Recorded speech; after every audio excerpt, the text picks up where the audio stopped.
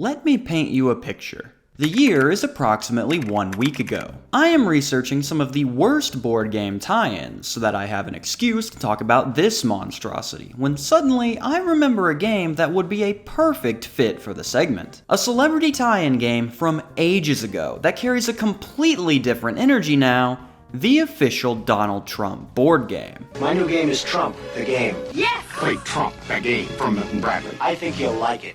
I immediately start looking around for information on the title. As funny as the game is for just existing, I do need to make sure it's actually bad so it fits in with the other games. So I head over to Board Game Geek. A quick look at the review should give me some baseline info to go off of. Trump is slowly ruining the entire planet day by day. This game should flag all hate speech and racial melt. His popcorn thread of fryers yet. 11 out of 10. Board Game Geek should be shut down. Okay, reviews tab has been set ablaze by both sides. You know what? The video reviews are always a great source of in-depth, neutral information. Yes, now you too can pretend to be one of the most richest, intelligent, and influential people in the world. Just like Trump pretends to be. It's for adults only, and it is about our greatest American treasure, Donald Trump, who will be the next president of the United States. We usually don't like to get political on this show, but whether you're on the left or the right, the idea of a Donald Trump presidency should strike fear into your heart. Needless to say, I encountered something of a slight disagreement. How's it going, dudes? With old and rare board games being as expensive as they are, I find myself relying a lot on online research to bring these titles to you in an informative and, on the very rare occasion, humorous manner. Usually this is enough to give me a great view of a game, what its rules are, how it plays, and what horrible mistake was made that led to it being covered by me, the terrible board game guy. But sometimes research just isn't enough. There could be very little info of a game online, or the deeper parts of a game could only be understood by really playing it. But this is the very first time my research has failed me due to a completely new reason.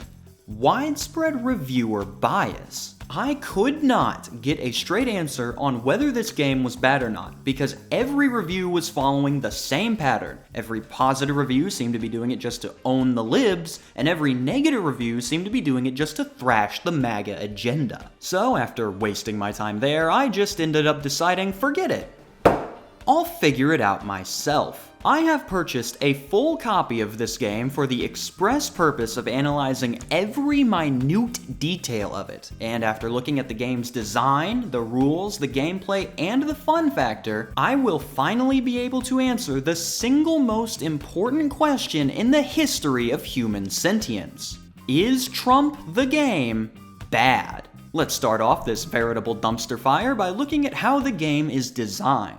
There are two versions of the game, the 1989 version made to celebrate the release of The Art of the Deal, and the 2000 re-release based on his role in the show The Apprentice. There are some minor differences between the two, but since they're mostly the same gameplay-wise, we'll be focusing on the 2000 re-release, as its components have a little more style to them. But before we say goodbye, do you have any parting words for the kids at home? 1989's Trump the Game? It's not whether you win or lose, but whether you win. Boy, we are off to a scorching start. Trump, the game. I'm back and you're fired. You can't do this to me. Do you know how much I sacrificed? Trump, the game follows a distinct theme that can best be described by this. I am now going to list every single element of the game that does not have the Trump name or brand on it. These spaces on the board. The property banks.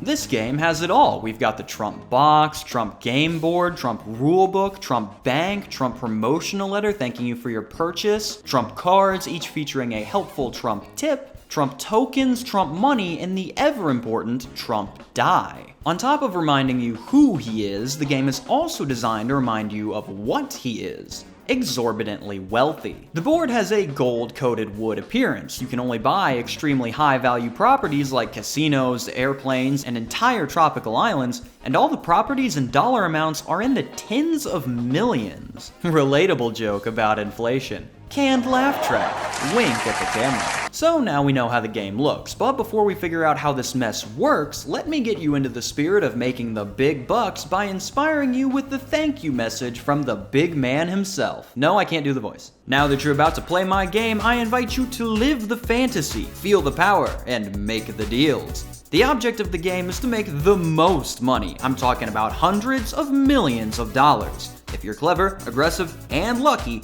you could end up with $1 billion or more. Bid against the other players for 7 different properties on the board. Play it smart and stack up huge profits. Pay too much and you could lose your shirt. You can also cash in your cards or sell them to another player. If you play them right, millions could be yours. When all the cards are played, count up your cash. The player with the most money wins. Now, read the rules. Have fun and remember, it takes brains to make millions. It takes Trump to make billions. Well, we've got the Trump. Now let's see if that statement is accurate. So, how do you play? Trump the game is played by 3 to 4 players of adult age. Children and teens cannot play this game. They will be exposed to extremely negative and harmful influences like golf. Players will compete to make the most money as possible through purchasing properties. And this is where the Monopoly similarities end and the game gets a lot more complicated. So strap yourselves in. Each player starts the game with a small loan of $500 million and 7 secret trump cards that carry a myriad of benefits, which I'll get into later. Each player picks their favorite tea, I'll take mine sweet, thank you, and rolls to see who goes first. At the start of your turn, you get to draw a trump card from the top of the pile. Then you get to choose one of 3 actions. Hey, buddy, were you paying attention? I hope so, because if you forgot to draw a trump card to start your turn, the rules state that you do not get to go back and draw one. It's not personal, but we will be making fun of you every time this happens. You can only do one of the 3 actions on your turn, and we'll look at these in reverse order because I'm just so quirky and different. Your third option for your action is to attempt to sell one of your trump cards to another player. One of your cards may be of more use to someone else, and you'd rather have cash, so you can pick another player and make them an offer for what you'd be willing to sell the card for. This could help increase your cash total, but you must be very careful when trying to sell your cards. Business is ruthless, and if you and the other player fail to reach an agreement, not only do you get nothing and your turn is over, but you must also now place that card onto the discard pile, meaning in total this turn was less than useless. The only other noteworthy part of wheeling and dealing your cards is that you cannot lie about what card you are selling to the other player. You have to be truthful. We're trying to run a legitimate business here, people. This isn't coup. Try to pull one of the old switcheroos on me during the game and I'm having you arrested on fraud charges. Your second option for an action is to play one of your trump cards. These cards can range from collecting money for owning a property, collecting cash for owning any property, collecting moolah for owning multiple properties, collecting bands times a die roll for owning a property, or forcing another player to give you money by making them pay taxes. At first I thought the pay taxes to me represented the metaphysical Trump entity that watches over the game or the bank, but no, the taxes go to the player who played the card. So I guess everybody is just playing as a congressman or elected official, which, if anything, adds to the immersion. And the first and most complicated thing you can do on your turn is to roll the dice to move. Confound it, how do you even? Roll the specialty Trump dice and move forward the amount shown. You can only move forward up to 10 spaces on one roll because the 6 has been replaced by the capital T, which when rolled will allow you to steal a random trump card from another player. 2 if you roll 2 T's. If you manage to roll some numbers, you can move forward. So let's go over some of the spaces that you can land on, starting with those that don't cause an extremely confusing game state. The start space. Everyone starts here. If you manage to land on this, you get to take 1 trump card from every other player. The property space. Each property comes with a respective bank that holds how much that property is worth, and landing on any of these spaces will add money from the main bank to these smaller banks to increase the property value. Players may not look into these property banks unless they own the property, so while you may know roughly how much a property might be worth, it's going to be extremely difficult to know the exact value of any one property when bidding time comes around, which adds to the game's risk element. Add 50 million to any unowned property, just slide some cash in there and increase the value of what could be a future investment. investment. Acquire 10 mil times the dice roll. Roll the dice again for the chance to get big bucks or more trump cards from other players. And the last space is for sale, sell one unowned property, which kickstart the most important and confusing portion of the game, the bidding. This is the biggest part of the game that deviates it from just being a Trump monopoly, as every single property in the game can only be acquired via a highly intricate auction mechanic. How it works is that whoever lands on the sale symbol will get to choose which property goes up for auction, and places that bank in the middle of the board. Remember, no one is allowed to look inside the bank to see how much the property is worth. So if you haven't been paying attention, you could be going into this blind. Blind is also how you'll be bidding against each other, due to one part of the game that I've neglected to mention so far. The fact that along with your trump cards, the total amount of money you have is also kept secret from the other players. At no point in the game will you know exactly how much money the other players have in cash. You might be able to put together a guesstimate based on context clues, but everyone's total net worth is a complete secret at all times. This adds well to the mystery aspect of the game, and really juices up the impact of these auctions, as you don't know if the other players have been caught unprepared or are ready to go all in. If you would like to participate in the auction, you must put out an opening bid by secretly taking the cash that you'd like to offer and putting it on the table. Once all players are ready, they will reveal their opening bids, and whoever has the highest will have control going into the next step, the open bidding. If you decide to bid, you will add cash from your secret stash to your bid pile, and you'll have to beat whoever has the highest bid by at least $10 million. But there is nothing stopping you from also just dumping your entire wallet on the table to show everyone else who they're dealing with. If you want to play a card, there are 3 specifically designed for auctions that you can use. The first being Trump Backs You. Trump Backs You cards will add $40 to $60 million directly to your bid, which could give you the boost you need to take control of the auction and will help keep the total amount of money you have a secret. Of course, it might not matter how much you bid if you get hit with this next card, which carries the Don's signature catchphrase, "No, not that one, the old one." You're fired. You're fired. You're fired. You're fired. You're fired. You're fired. You're fired. These are much different in the old game, as the apprentice wasn't on yet, but the "you're fired" cards carry a lot of power to them, and you can really feel that. Playing a "you're fired" card will immediately knock a player of your choice out of the bidding entirely. You don't have to point at your target and say, "You're fired," if you don't want to. But are you really even playing the game if you don't? When you've been fired, you cannot bid or play any cards. You can't even fire people back unless you can find some way to get back into the bidding. But there is exactly one card in the game that can do just that for you, the legendary The Donald card. Wait, Donald Trump is in this game? The Donald card carries only one effect. After you've been fired, you can play this card to get yourself back into the bidding. The Donald card is powerful, but it does carry its negatives as well. Once you get back in, there is nothing stopping someone from just firing you again, pretty much making this play a giant waste of your time. The auction continues until it reaches a round where, either because the bid's too high or they've all been fired, everyone else passes, at which point the person with the highest bid is declared the winner. The filthy, disgusting losers take their cash bids back, and our glorious, unwavering winner now claims the property bank and sees how many Trump bucks were inside. Rolling, buying, and selling continues until the final property is purchased, at which point players have one turn to play any cards that they have that could make them money, then collect the money from their property banks and tally their final cash total. Whoever has the most money wins. So now that I've bored you half to death with how you play this enigma, what does it have in terms of a fun factor? This game focuses on 2 things, risk and mystery, and gets most of its fun from the stress that it causes you and others. Does that person have enough money to make this auction competitive? Will I be able to buy or steal a card that will make this property profitable even if I buy it at a loss? There are a lot of questions you'll be asking throughout the game, and every action you take carries an opportunity cost. At the same time, if you are looking for a simple, stress-free game to just enjoy, not a chance. So now that we've covered all of the categories, it's time to— Wait! Oh my goodness, you almost forgot the secret category! Of course, how could I have been so foolish and careless? We haven't covered the most crucial part of any game that I cover.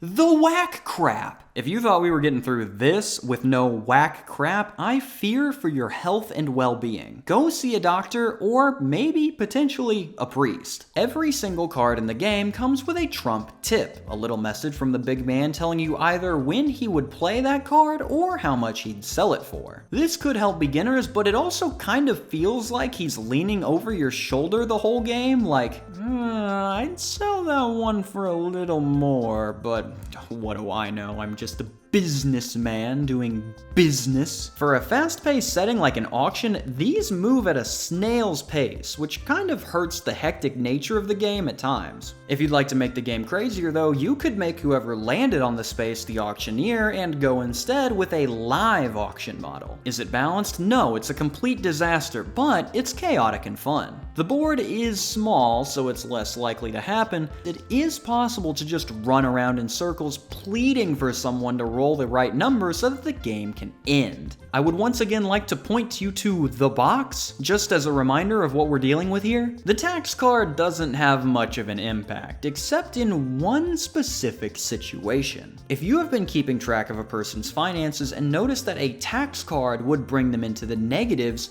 drop that hammer immediately. If a player owes money on taxes they can't afford, this play will bankrupt them, which will cause them to give all of their remaining cash and one of their properties of their choice to you. What surprised me most is that you cannot sell properties to other players. Once you own it, it's yours. I thought this was strange, as this could grant you the chance to sell for a profit, get you out of a cash pinch, or many other plays. So now that we've covered all of the categories, it is time to make the final decision.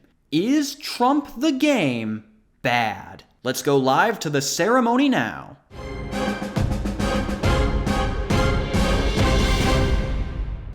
Thank you for coming, everyone. The judges have weighed in, the votes have been tallied, and I have the final decision right here. The final answer for is Trump the game bad is...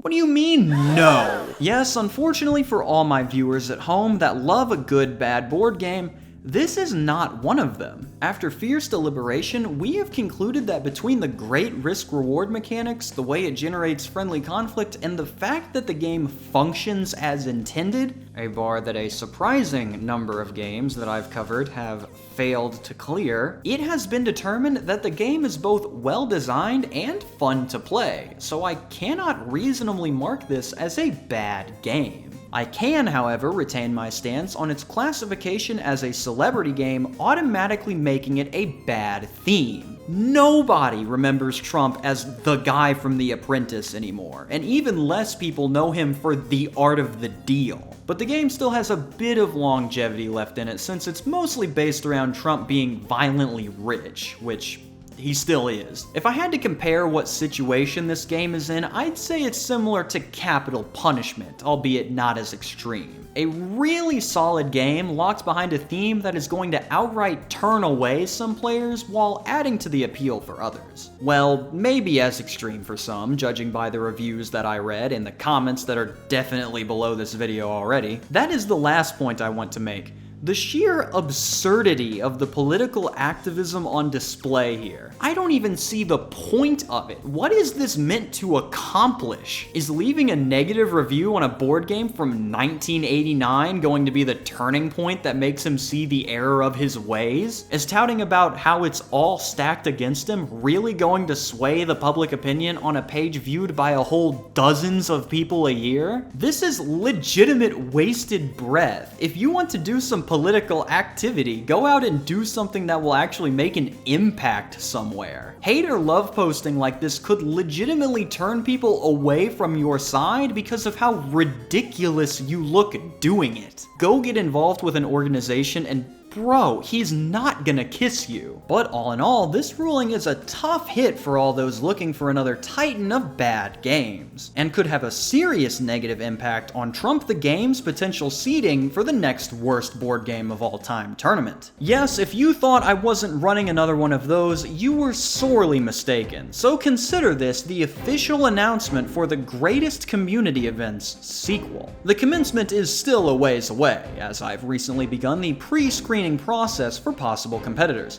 some of whom you've already seen covered. To help drown out the angry people, let me know below which titans you would like to see get a shot at the title, which mid-major baddies you think could make a splash, and which games from the last tournament you think deserve a second chance. Updates will follow soon, but for now, signing off for the Big 4-5, I am Cam Sandwich. Thank you for watching and have a fantastic day. A special thank you to my suppliers, staff, and chefs over at the deli. If you'd like to join the crew, you can take a look using the link in the description below.